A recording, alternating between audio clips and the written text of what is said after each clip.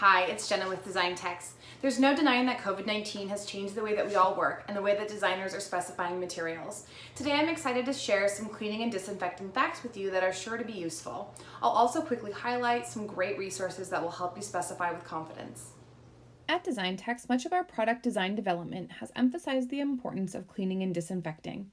Today, we find ourselves drawing on our decades of experience researching, designing, and testing products for healthcare environments, a process for us that is people-focused and puts safety first. And we are now applying this expertise to how we think about our products more broadly for any application. Safety has now become a universal design concept, and as an industry, we've been tasked with how to make people feel safer regardless of where they are. This has a lot to do with the ability to clean and disinfect. So let's jump right in. It's important to note that there is a difference between cleaning and disinfecting. Cleaning is not effective at disinfecting and vice versa. They work in tandem. Clean first to remove as much dirt, germs, and stains as possible, then move into disinfecting, which is using an EPA-registered disinfectant to kill germs on the surface.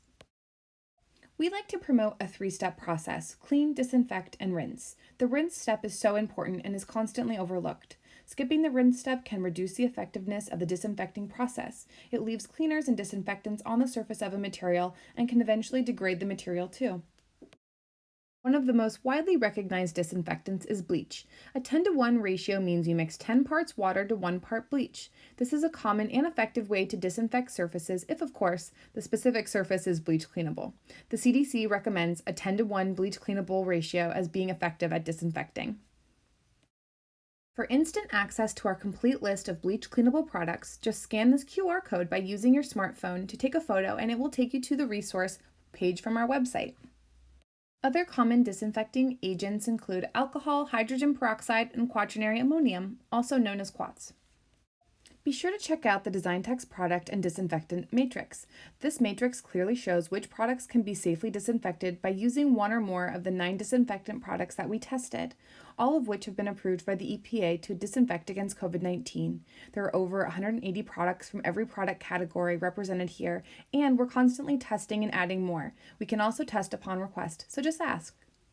All disinfectants need contact time. This is the manufacturer's recommended time that a disinfectant needs to be on the surface material to be effective.